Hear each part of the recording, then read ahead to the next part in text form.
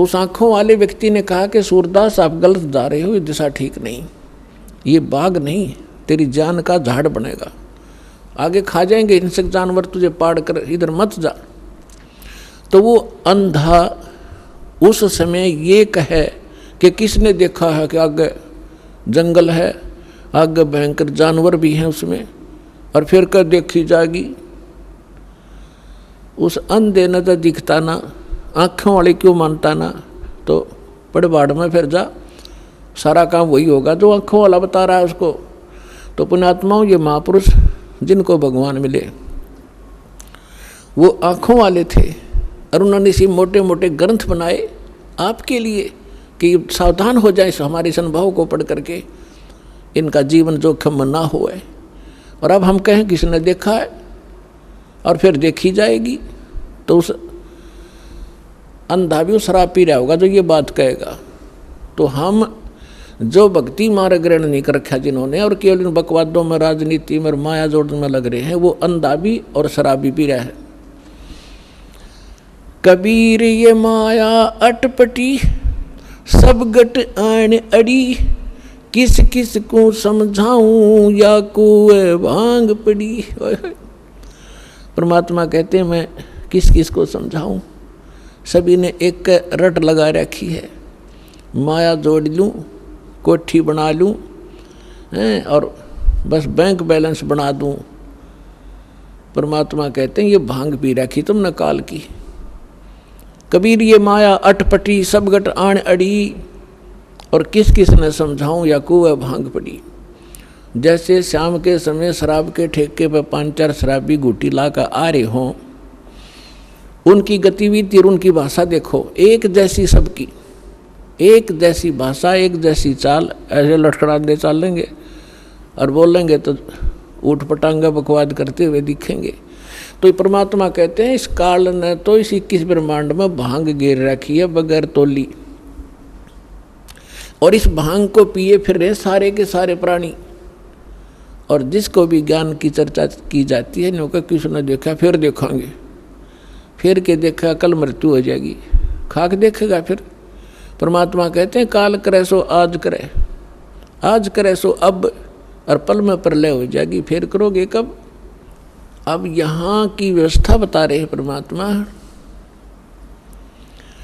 कि पतझड़ आवत देख कर बन रोवे मन माही, ऊंची टहनी पात थे वो आज पीले हो जाही। पात जड़नता यूं कहे सुन भई तरवर राय, अब के बिछुड़े नहीं मिले न जाने कहाँ गिरेंगे जाए। तरवर कहता पात से सुनो पात एक बात, यहाँ की याहे रीति है एक आवत एक जात। पुण्यात्माओं, परमात्मा ने ना जाने कितने उदाहरण दे दे के हमारी यह भांग उतारनी चाहिए।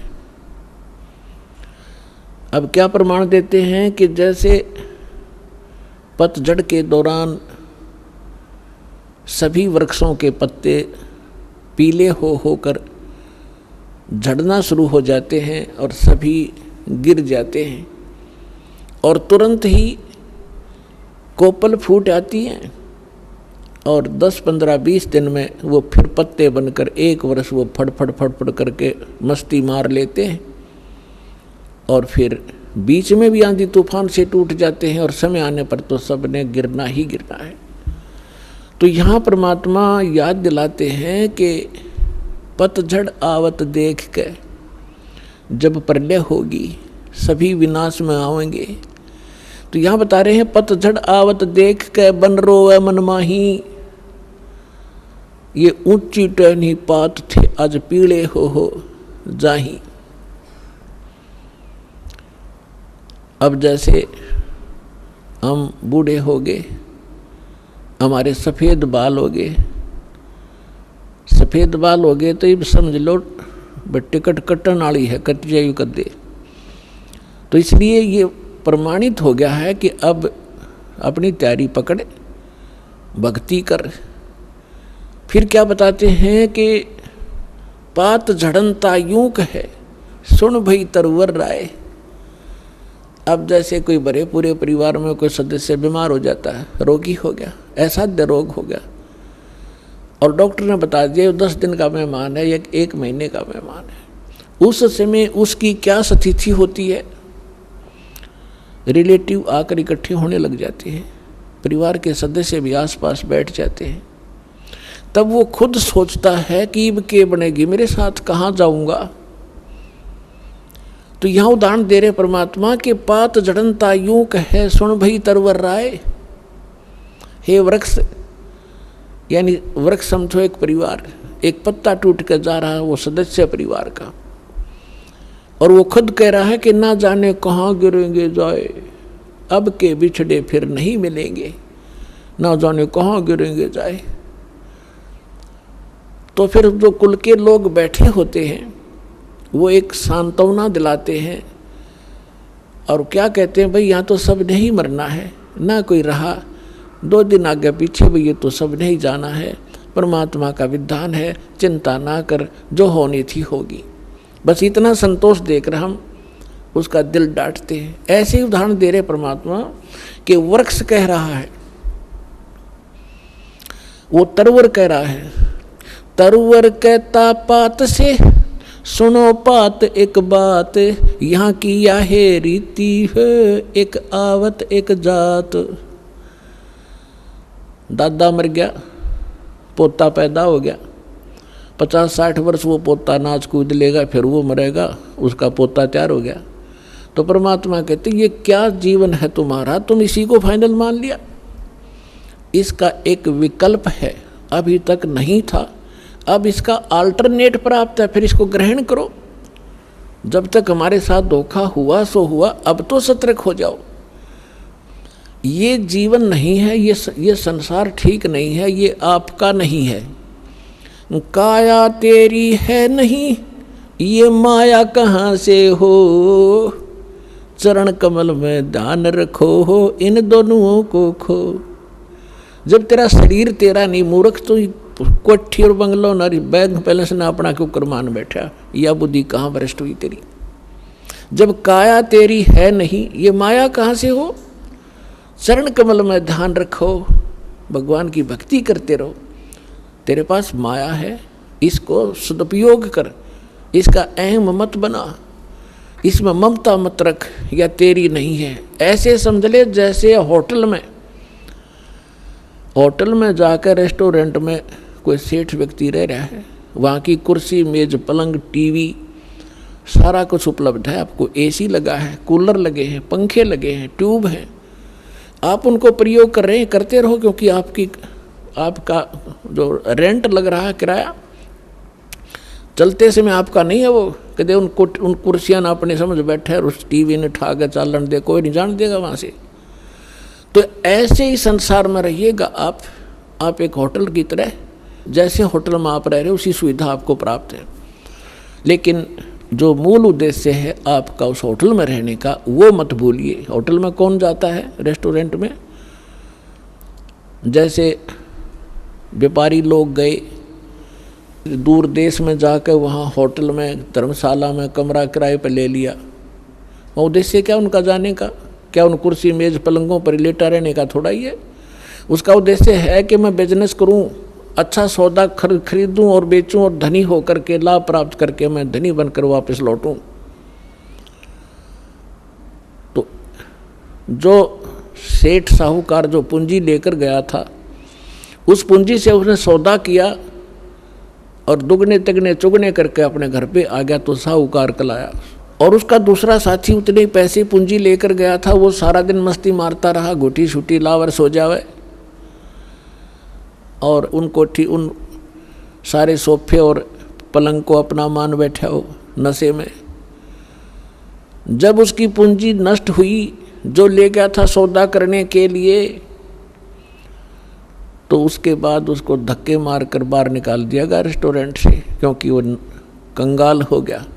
और जो उद्देश्य लेकर गया था वो किया नहीं, तो वो फिर मजदूर लगता है आके किसी साहूकार के, इसके विषय में परमात्मा हमें याद दिलाते हैं, ये सौदा फिर नाही संतो यो सौदा फिर नाही, ये सौदा फिर नाही रे संतो यो सौदा फिर नाही।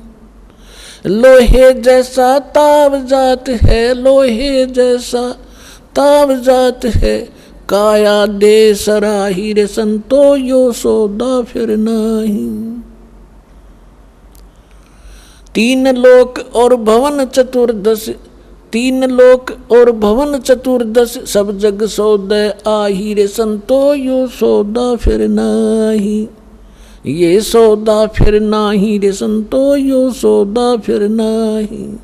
दुगने तिगने किए चौगने, दुगने तिगने किए चौगने, और किन्हू मूल गवाई रे संतो यो सौदा फिर नाही, यो सौदा फिर नाही रे संतो यो सौदा फिर नाही। यो तम टूटे पिंडा फूटे, ये दम टूटे पिंडा फूटे, हो लेखा दरगाह माही रे संतो यो सौदा फिर नाही, ये सौदा फिर नाही रे संतो यो सौदा फिर नाही। जा दिन की मोए डरनी लागे, जा दिन की मोए डरनी लागे, लज्जा रे अकनाही रे संतो यो सौदा फिर नाही, यो सौदा फिर नाही रे संतो यो सौदा फिर नाही। फिर बताते हैं कि कुल परिवार तेरा सकल कबीला, पुर कुल परिवार तेरा सकल कबीला, मसलत एक ठराही रे संतो यो सौदा फिर नाही। बांध पिंजड़ी आगे धर लिया, बांध पिंजड़ी आगे धर लिया, फिर मरहट में ले जाई रे संतो यो सौदा फिर नाही, यो सौदा फिर नाही रे संतो यो सौदा फिर नाही। अग्नि लगा दिया जद लंबा, अग्नि लगा दिया जद लंबा, फूक दिया उस ठाई रे संतो यो सौदा फिर नाही, यो सौदा फिर नाही रे संतो यो सौदा फिर नाही। पुराण बांध फिर पंडित आए, पीछे गरुड़ पढ़ाई रे संतो यो सौदा फिर नाही, यो सौदा फिर नाही रे संतो ये सौदा फिर नाही। प्रेत शिला पे जा बिराजे, प्रेत शिला पे जा बिराजे, पितरों पिंड बराई रे संतो यो सौदा फिर नाही, यो सौदा फिर नाही रे संतो यो सौदा फिर नाही। बहुर श्राद्ध खान को आए, बहुर श्राद्ध खान को आए, काग भयो कुलमाई रे संतो यो सौदा फिर नाही, यो सौदा फिर नाही रे संतो यो सौदा फिर नाही। नरसेती तू पशुआ की जय, नरसेती तू पशुआ की जय, गद्दा बैल बनाई रे संतो यो सौदा फिर नाही, यो सौदा फिर नाही रे संतो यो सौदा फिर नाही। ये 56 भोग कहाँ मन बोरे, 56 भोग कहाँ मन बोरे, कित कुरड़ी चरणे जाई रे संतो यो सौदा फिर नाही, यो सौदा फिर नाही रे संतो यो सौदा फिर नाही। जय सतगुरु की संगत करते, जय सतगुरु की संगत करते, यो सकल कर्म कट जाई रे संतो यो सौदा फिर नाही, यो सौदा फिर नाही रे संतो यो सौदा फिर नाही। अमरपुरी पर आसन होते, अमरपुरी पर आसन होते, जहाँ धूप न छाई रे संतो यो सौदा फिर नाही, यो सौदा फिर नाही रे संतो यो सौदा फिर नाही। अपने आत्माओं, इस वचन में अमृतवाणी के अंदर आदरणीय गरीबदास साहिब जी ने परमात्मा की महिमा और इस जीव की दशा बताई है। जैसा भी आपको एग्जाम्पल दिया था कि एक 2 साहूकार पैसे लेकर गए थे उद्देश्य बिजनेस बढ़ाने के लिए, एक ने उद्देश्य पूरा किया, एक ने घुट्टी लाई सो गया। जिसने दोगुने तिगने कर लिए वो तो सेठ बन गया, और जिसने घुट्टी लाई बकवाद करी घड़ी वो टोटे माँ के मजदूर लगा। तो यहाँ बताते हैं कि लोहे जैसा ताव जात है ये काया देश राही।